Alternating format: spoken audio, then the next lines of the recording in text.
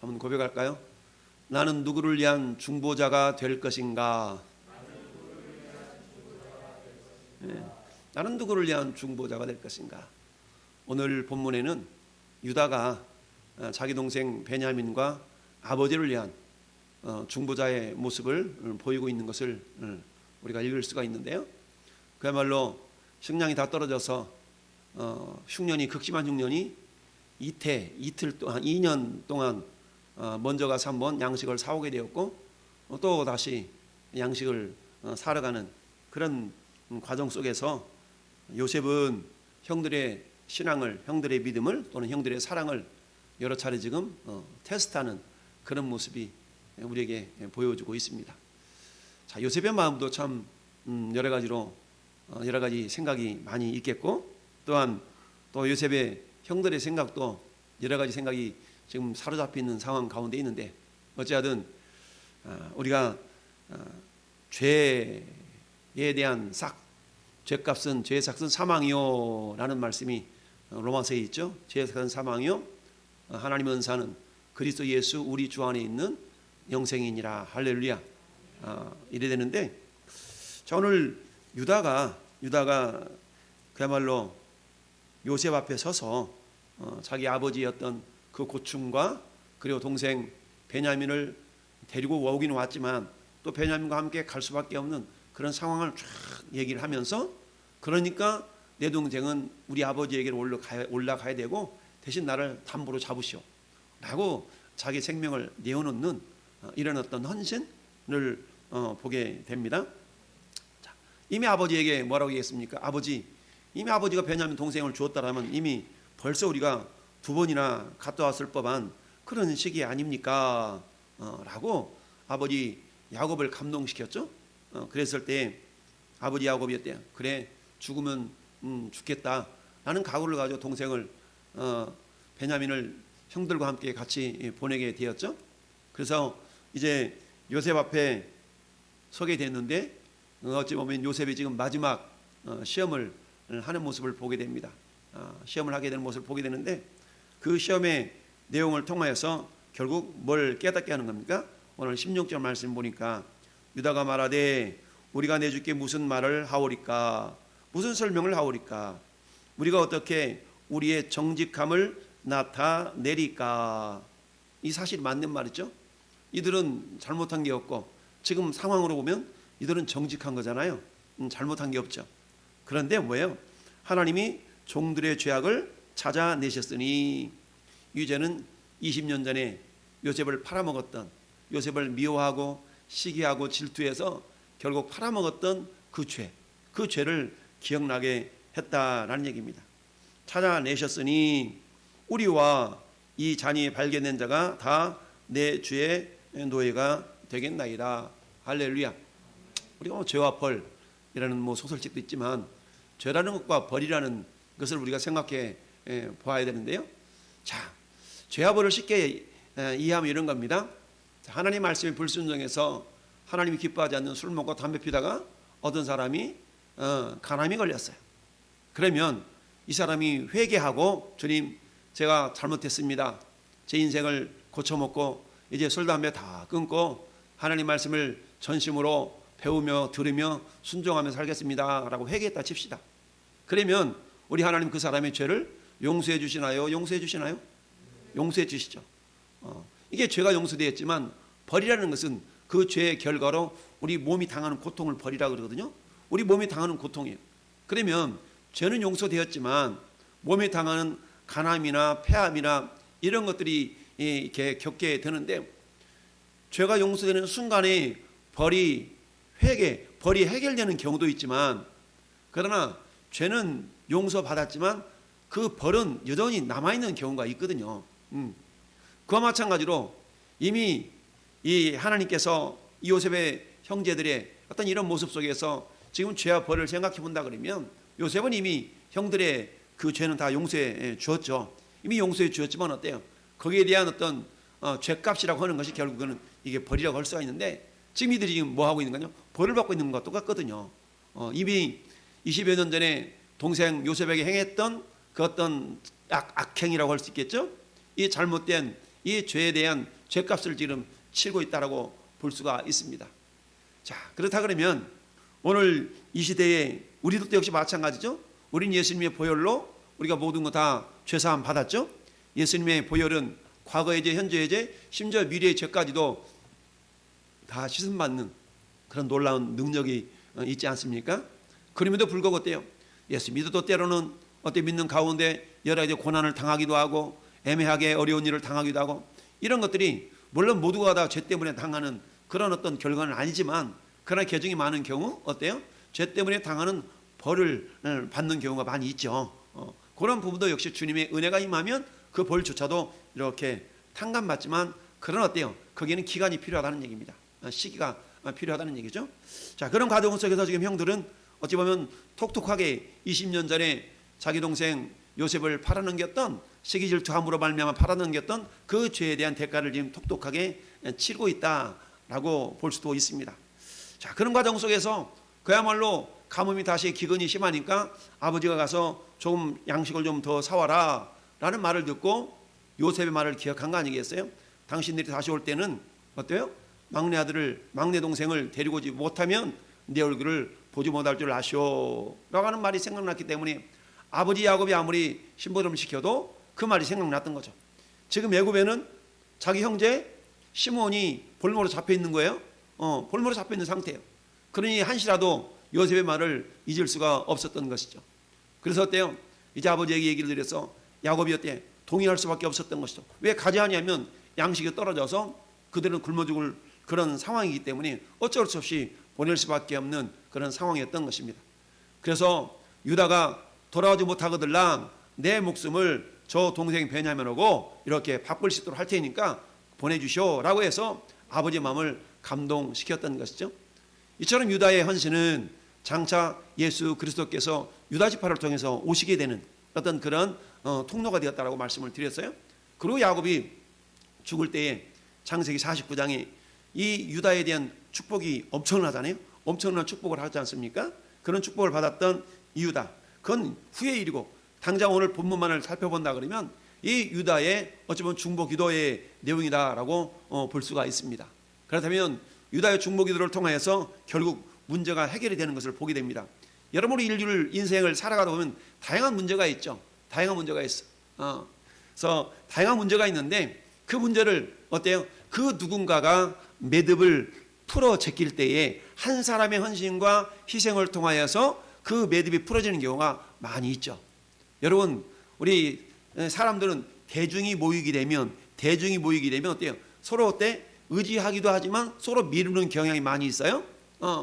어떤 사람이 요즘 그 CPR이라는 게 있죠. CPR 누군가 막 쓰러지면 심장 박동을 이렇게 해주는 그런 CPR이 있죠. 심폐소생술이라고 그래가지고 이 심폐소생술을 하는 데 있어서 그렇다고 그래요.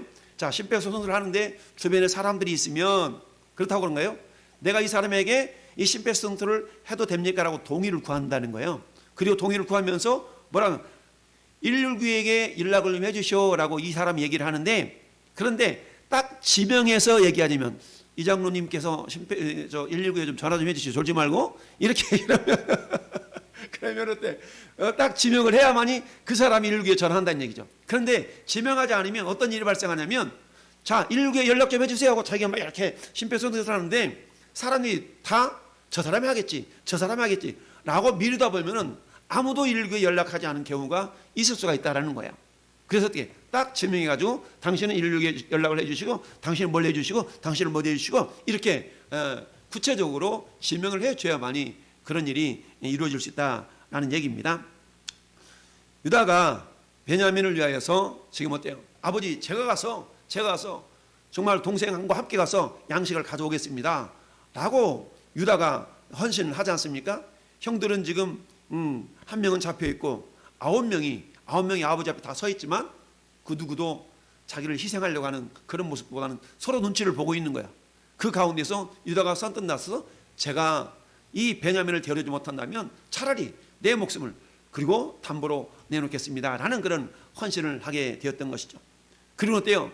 막상 또 와서 일이 순적하게 잘 되어지는 것 같은데 이제 마지막 요셉이 형제들을 시험하는 가운데 요셉의 은잔을 베냐민 곡식 주머니에 집어넣고 또 곡물값도 집어넣는 과정 속에서 결국 마지막 이 형제들은 어때요? 그야말로 순수한 마음과 정직한 마음으로 이전에 담겨져 있었던 곡식값도 다시 가져왔고 또 다른 곡식값을 이렇게 채우고 왔는데, 아니 우리가 어떻게 당신의 은잔을 도적질하겠습니까? 라고 하면서 뭐라고 얘기합니까? 10절 말씀에, 자, 아니 9절 말씀에 이렇게 얘기합니다. 자, 당신의 종들 중 누구에게서 발견되든지 그는 죽을 것이요 우리는 내 주의 종들이 되겠나이다. 무슨 말입니까? 그만큼 자기들이 마음은 어때요? 당당하고 자기들의 마음은 어때요? 거릴 것이 없다라는 얘기죠. 거칠 것이 없다는 얘기입니다. 그런데 이것은 뭐예요? 요셉이 의지적으로 일부러 동생 그 베냐민 주머니 속에 은잔을 집어넣는 걸 알지 못했기 때문에 이렇게 말할 수 있었던 것이죠. 그런데 막상 어때요? 동생들로부터 다 이렇게 형으로부터 동생까지 주머니를 뒤지다 보니까 베냐민 자루에서 은잔이 발견된 겁니다. 야, 깜짝 놀래가지고 옷을 찢고 짐을 나귀에 싣고 다시 지금 이제 애굽으로 다시 돌아오게 되었습니다. 자, 그런 상황 속에서 유다와 그 형제들이 요셉의 집에 이르니 요셉이 이제 어때요? 아주 책망을 하죠. 책망을 합니다. 내가 점 잘 치는 사람인지를 몰랐느냐라고 하면서 막 책망을 합니다. 그랬더니 유다가 참 답답해서 변명하려고 하지 않냐고 그렇게 고백하는 겁니다. 우리가 내 주께 무슨 말을 하오리까? 무슨 설명을 하오리까? 우리가 어떻게 우리의 정직함을 나타내리까? 왜? 이미 증거가 있잖아요. 증거가 딱 나타났기 때문에 어떻게 아무리 항변을 한들 이건 세상 말로 빼박이죠. 빼도 박도 못하는 어떤 확실한 그런 물증, 증거가 나왔기 때문에 어찌할 수 없는 겁니다.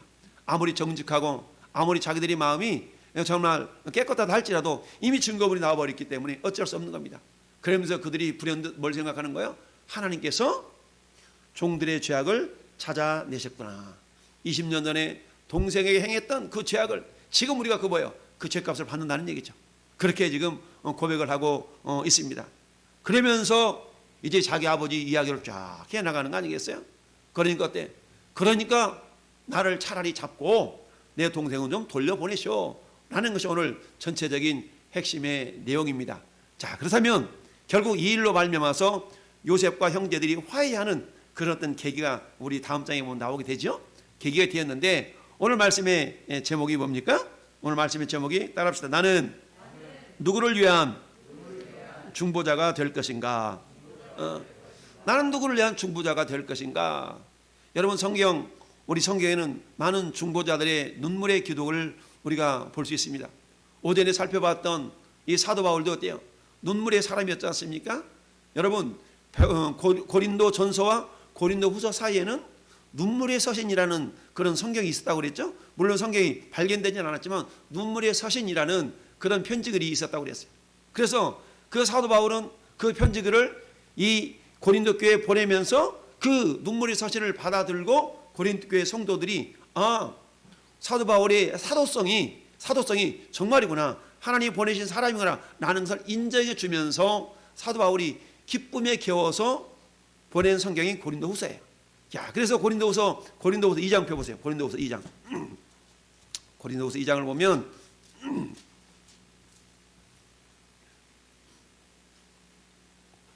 1절부터 우리 4절까지 보면 고린도후서 2장 1절부터 4절까지 합독합시다. 내가 다시는 너희에게 근심 중에 나아가지 아니하기로 스스로 결심하였노니 내가 너희를 근심하게 한다면 내가 근심하게 한 자밖에 나를 기쁘게 할 자가 누구냐? 내가 이같이 쓴 것은 이거 쓴 것이란 말은 이 눈물이 서신이에요.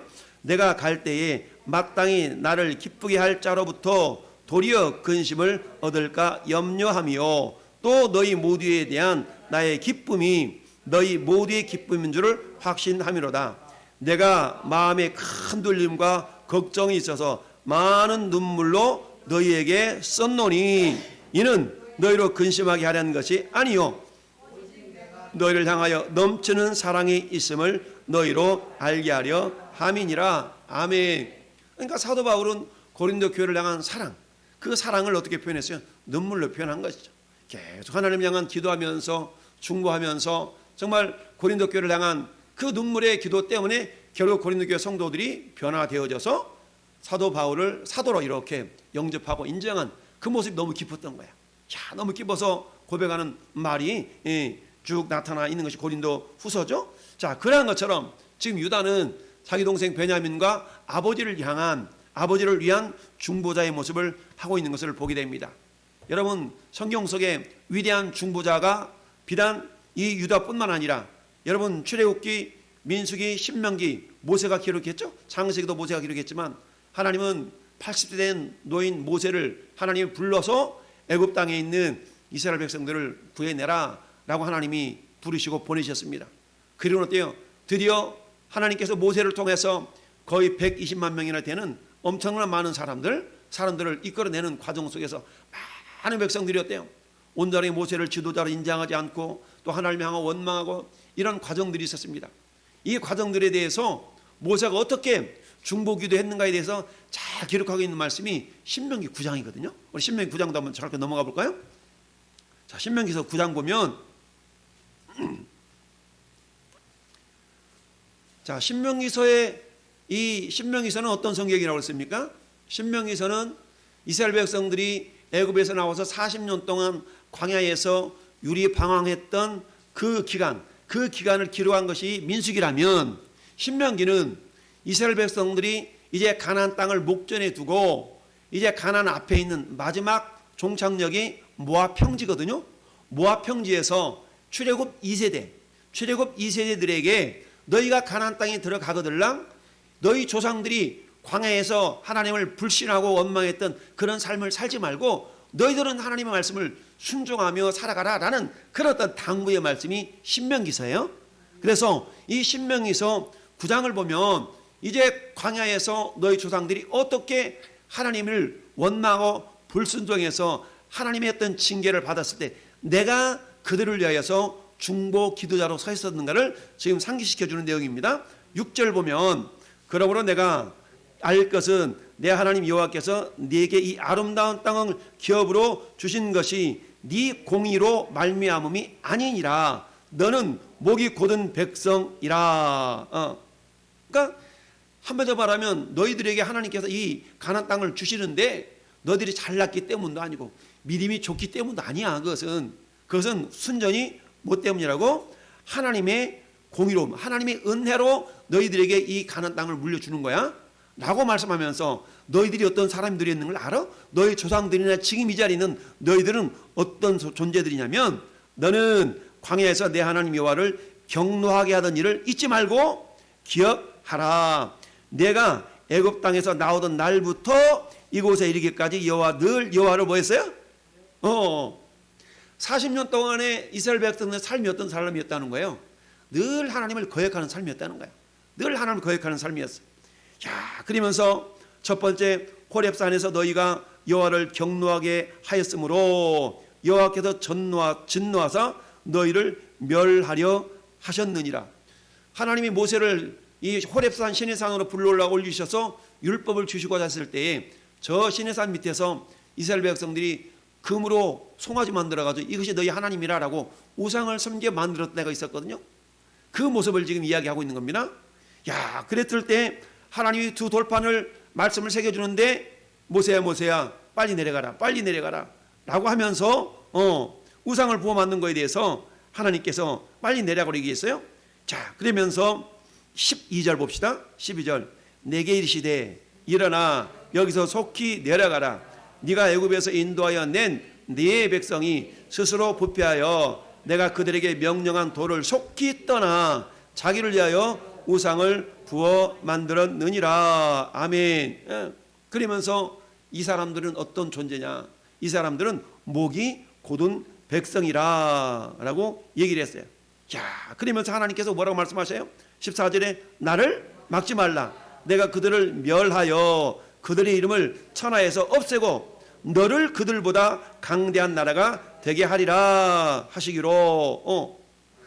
하나님이 야, 내 이놈들 다 멸해버리고 내가 널 통해서 강대한 나라 만들어줄게 라고 하나님이 말씀하셨을 때에 모세가 어떻게 하셨는가? 어떻게 했는가? 자, 모세가 18절 시작. 내가 전과 같이 40주 40야를 여호와 앞에 엎드려 떡도 먹지 아니하고 물도 마시지 아니하였으니 이는 너희가 여호와의 목전에 악을 행하여 그를 경노하게 하여 크게 죄를 지었음이니라. 아멘. 40일 동안 어때? 금식 기도하면서 한마디로 말하면 이스라엘 백성들을 위해서 모세가 중보기도 했다는 얘기입니다. 하나님 멸하지 말라고 중보기도 했어. 그랬더니 하나님께서 어떻게 하셨어요?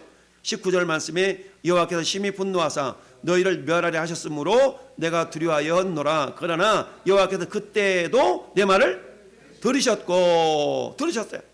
이것뿐만 아니라 22절에 너희가 다베라와 마사와 기브롯 핫다와에서도 여호와를 경노하게 하였느니라. 여호와께서 너희를 가데스 바네아에서 떠나게 하실 때에 이르시기를 너희는 올라가서 내가 너희에게 준 땅을 차지하라 하시되 너희가 너희 하나님 여호와의 명령을 거역하여 믿지 아니하고 그 말씀을 듣지 아니했더니 내가 너희를 알던 날부터 너희가 항상 여호와를 거역하여 왔느니라. 그러면 어떻게 해야 돼요? 포기하고 저놈들은 안 돼. 오전 설교에도 그 사람은 안 바뀌어요. 사람은 안 바뀌어요. 우리 흔히 그런 얘기를 한다고 그랬죠. 모세가 이스라엘 백성들을 애굽에서 건져냈지만 모세가 바라보는 이스라엘 백성들도 어떤 존재들이요? 목이 곧은 백성, 항상 여호와를 거역하는 그런 삶을 살았던 사람들이란 얘기입니다. 그러니 어때요? 모세 입장이 얼마나 답답하고 그랬겠어요? 그런데 25절에 그때에 여호와께서 너희를 멸하겠다 하셨으므로 내가 여전히 40주 40야를 여호와 앞에 엎드리고 간구하여 이르되 주 여호와여 주께서 큰 위엄으로 속량하시고 강한 손으로 애굽에서 인도해내신 주의 백성 곧 주의 기업을 멸하지 마옵소서. 그러면서 주의 종 아브라함과 이삭과 야곱을 생각하사 이 백성의 완악함과 악과 죄를 보지 마옵소서. 여기 보니까 죄와 악이 나오죠. 보지 마옵소서. 그러면서 자 28절 중보기도 내용이에요. 주께서 우리를 인도하여 내신 그 땅 백성이 말하기를 여호와께서 그들에게 허락하신 땅으로 그들을 인도하여 드릴 만한 능력도 없고 그들을 미워하기도 하사 광야에서 죽이려고 인도하여 내셨다 할까 두려워하나이다. 지금 뭘 생각하고 있는 거예요? 하나님의 명예를 생각하고 있다는 얘기입니다. 하나님의 명예를 생각하고 있어요. 이 모세는 이스라엘 백성들을 위한 중보기도를 함에 있어서 하나님의 명예를 생각하고 있다는 얘기입니다. 무슨 말입니까? 오늘 우리가 먹든지 마시든지 무엇을 하든지 하나님의 영광을 위하여 하라라고 그랬잖아요. 저나 여러분들이 해야 될 일은 뭐예요? 하나님의 명예를 지켜드리는 일이 우리 하나의 사명인 거예요. 할렐루야. 모세가 이처럼 40주야를 두 번씩이나 그때도 그랬지만 이번에도 내가 기브롯 핫다와에서 하나님을 신뢰하지 못하고 너희들이 거역했을 때 그때도 내가 금식하면서 너희를 위해 중보기 됐다. 그러면서 하나님께 내가 말하기를 하나님 이 백성을 이 광야에서 다 죽이신다면 저 이방인들이 생각하기를 그래 너희 하나님은 저 이 백성들을 가나안 땅으로 끌어들일 인도에 갈 능력이 없어서 다 죽인 거야 라고. 그러면 하나님 명예가 뭐가 되겠습니까? 라고 하면서 중보기도를 드렸다는 얘기죠. 이처럼 모세가 개인적인 욕심을 채우고자 한 기도도 아니었고 모세가 그 많은 백성들을 하나님께서 맡겨주셨는데 물론 그들을 위함이기도 하셨지만 궁극적으로는 뭐였어요? 하나님의 명예를 지켜드리고자 하는 그런 주님을 향한 믿음의 마음이 있었다라는 얘기입니다. 할렐루야. 여러분 오늘날도 마찬가지입니다. 하나님이 여전히 저와 여러분들을 통하여서 하나님은 홀로 영광스러운 분이에요. 그러나 홀로 영광스러운 분이시지만 많은 믿지 않는 자들이 그 하나님을 향하여 삿대질을 할 수도 있고 그 하나님을 향하여 욕을 할 수도 있고 그럴 수 있다는 얘기입니다. 그러면 저와 여러분들이 해야 될 일은 뭐예요? 우리를 통하여서 하나님이 살아 계신 것과 할렐루야 그를 찾는 자들이 상 주신 이심을 믿는 믿음의 저와 여러분들이 세상을 향하여서 어때요? 우리가 빛으로 소금으로 사명을 감당해야 된다는 얘기입니다. 할렐루야. 그럴 때 세상 사람들이 우리를 보고 과연 하나님이 살아 계시는구나. 할렐루야. 여러분 우리가 잘 아는 사도행전 7장에 스데반 집사의 중보 기도도 나오지 않습니까? 복음을 전하다가 유대인들에게 미움을 받아서 돌로 뚫리고 맞아서 순교를 당하는 스데반 집사가 아버지요 저들의 죄를 저들에게 돌리지 말라고 그렇게 중보 기도하면서 하나님 보좌 앞에 서신 예수님을 보노라 라고 하면서 순교를 당했던 그런 어떤 스데반 집사의 중보 기도도 우리가 잘 알고 있습니다. 여러분, 이 스데반 집사의 중보 기도가 있었기에 누가 나온 거예요? 사도 바울이 나온 거예요. 할렐루야. 여러분, 스데반 집사가 돌에 맞아 죽는 그 현장 속에 누가 있었어요? 사도 바울이 있었어요. 사도 바울이 스데반 집사를 돌로 쳐 죽이는 그 유대인들이 얼마나 세상 말로 열불나게 돌팔매질 했으면 더워가지고 옷을 막 벗어 제꼈는데, 사도 바울이 그 옆에서 그 옷을 지키는 자, 옷을 지키는 역할을 했던 사람이 사도 바울이거든요. 사도 바울 생각 속에 이상하다. 아니, 저렇게 자기를 향해서 돌팔매질을 하는 저 사람이 도대체 저 사람의 심령 상태가 무엇이간데 자기를 돌팔매질하는 사람을 향해서 오히려 죄를 저들에게 돌리지 않냐고 저렇게 하나님을 향해 기도한단 말인가. 이랬던 사도 바울, 그 사도 바울 마음속에 그런 의구심을 가지고 있었는데 어때요? 다메섹으로 가는 도상에서 예수님을 만난 거 아니겠어요? 할렐루야. 결국 그 일 때문에 예수님은 살아계시구나, 예수님은 과연 부활하셨구나 라는 믿음으로 결국 어때요? 이 사도 바울이 선교사가 되어서 우리 오전에 봤던 고린도전서, 그리고 어때요? 13권의 성경을 기록하는 하나님의 사람이 되었다라는 사실입니다. 할렐루야. 뿐만 아니라 다양한 중보 기도자들의 중보 기도를 볼 수가 있습니다. 그렇다면 하나님은 예수님도 친히 저와 여러분들을 위해서 중보 기도의 모습을 보여주신 걸 보게 됩니다. 아버지 할 만한 시가 되지 않을 옮기심없어, 내게서 옮기시옵소서. 그러나 내 원대로 마옵시고 아버지 원대로 되기를 원하나이다 라고 예수님이 친히 중보 기도를 하셨던 것을 보게 됩니다. 하나님은 모든 사람이 구원을 받으며 진리를 아는데 이르기를 원하시느니라. 모든 사람이 구원을 받으며 진리를 아는데 이르기를 원하셔요. 그것을 위해서 하나님은 한 분이시오, 또 하나님과 사람 사이의 중보자도 한 분이시니 곧 사람이신 그리스도시라. 할렐루야. 그 모든 사람이 구원을 받음에 있어서 그 중보자 역할을 주님께서 하셨기 때문에 우리는 주님을 의지해서, 예수님을 의지해서 많은 영혼들은 주님께로 인도해 갈 수가 있다라는 얘기죠. 여러분, 예수님이 베드로를 향해서 이렇게 말씀하신 적이 있어요.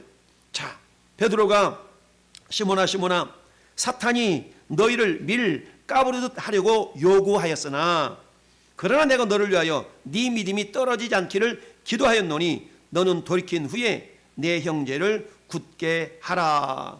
내 형제를 굳게 하라. 그럼에도 불구하고 베드로는 어때요? 주님을 3번이나 모른다고 다 굴기 전에 3번이 모른다는 그런 또 죄를 짓게 되죠. 그런 연약함이 우리 인간들 속에 있는 겁니다. 우리 하나님이 붙들어주지 아니하시면 행할 수 없는 것이 인간의 연약함이에요. 그래서 우리가 기도가 필요한 까닭은 뭡니까? 우리의 힘으로 되지 않기 때문에 우리는 성령의 능력을 덧입기 위해서 우리가 이처럼 기도의 모습이 필요한 줄로 압니다. 자, 성경은 이렇게 말씀하고 있습니다. 이와 같이 성령도 우리의 연약함을 도우시나니 우리는 마땅히 기도할 바를 알지 못하나 오직 성령이 말할 수 없는 탄식으로 우리를 위하여 친히 간구하시느니라. 성령님 우리 안에서 말할 수 없는 탄식으로 간구해요. 야, 아무개 집사야, 너 왜 기도하지 않니? 기도해야 되잖아 라고 하면서 우리를 대신해서 탄식해 기도하신다. 성령이 내 안에서 기도하시는 것은 예수님이 하나님 보좌 우편에서 기도하신 것과 똑같거든요. 성령님은 예수님이 영이시기 때문에 그렇습니다. 그러면 성령이 기도하시는 것은 예수님의 보좌 우편에 기도하시는 것이요, 우리가 예수님의 이름으로 기도하는 것이나 성령이 내 안에서 기도하시는 것이나 예수님의 보좌 우편에서 기도하시는 것이 하나에 하나. 할렐루야. 그래서 우리가 예수 이름으로 기도할 때 그 기도는 곧 하나님 보좌 우편에서 예수님이 기도하시는 것과 똑같은 거거든요. 마치 우리 주방에서 수도꼭지가 저 팔당 유원지하고 이렇게 연결이 되어 있는 것처럼, 수도꼭지를 들이면 팔당 유원지에 있는 물이 쫙 나오는 것처럼 우리의 기도는 하늘 보좌 우편에서 하신 주님의 기도와 연결이 되어 있다는 얘기입니다. 그게 예수 이름으로 기도하는 것인 줄로 믿습니다. 이처럼 유다가 자기 동생 베냐민을 위하여서, 아버지 야곱을 위하여서 요셉 앞에 중보 기도자의 모습이 되었던 것처럼 우리 주님이 저와 여러분들을 위해서 친히 중보자가 되셔서 영원한 속죄를 이루시고 향소와 송아자 피로 아니하고 자기 피로 영원한 속죄를 이루사. 할렐루야. 주님이 성소에 들어가시면서 그 길을 활짝 열어 놓으셨습니다. 이제는 저나 여러분들이 그 길을 들어가서 속죄소 앞에 나가는 담대함을 얻었기 때문에 저나 여러분들이 어떤 존재가 되어야 돼요? 중보자가 되어야 되는 줄로 믿습니다. 할렐루야. 물론 중보자라는 말은 원래 예수님께만 사용되는 단어이지만 우리가 중보자 대신 우리가 도고자라는 말도 쓰기도 하지만 다시 한번 우리가 그런 의미보다는 유다가 베냐민과 자기 아버지 야곱을 위해서 정말 요셉 앞에서 그런 도고자 중보자가 됨으로 말미암아서 하나가 되는, 형제가 하나가 되어지고 관계가 회복되어지고 사망에서 구원받는 그런 놀라운 역할을 감당했던 것처럼 오늘 이 시대 하나님이 이제 저나 여러분들에게 그 중보자 역할을 하기를 원하십니다. 가깝게는 어때요? 가까이 있는 우리 가족을 위해서 마치 유다가 자기 가족이 하나 되도록 하는 건 중보자 역할을 감당했던 것처럼 가까이 있는 저와 여러분들을 통해서 하나님은 우리 가족이 하나 되는, 믿음으로 하나 되어지고 믿음으로 구원받는 그런 중보자 역할을 감당하기를 원하십니다. 또는 한 단계 더 나아가서는 어때요? 이제 내 이웃에 있는 내 이웃에게 주님의 사랑을 전하는 그런 자가 되기를 원하신다라는 얘기입니다. 이를 위해서 베드로전서 2장 9절 말씀을 자주 인용하지만 너희는 왕같은 제사장들이요 하나님의 나라요 그의 소유가 된 백성이니 이는 너희를 어두운 데서 불러내어 그의 아름다운 빛에 들어가게 하시니 아름다운 덕을 귀한 빛에 들어가시니 아름다운 덕을 선전하게 하려 하심이니라 라고 말씀하고 있습니다. 이 일을 우리에게 맡겨주셨는데 그래 네가 알아서 해봐 라고 하지 아니하시고 성령님을 원한에 보내주셨어요.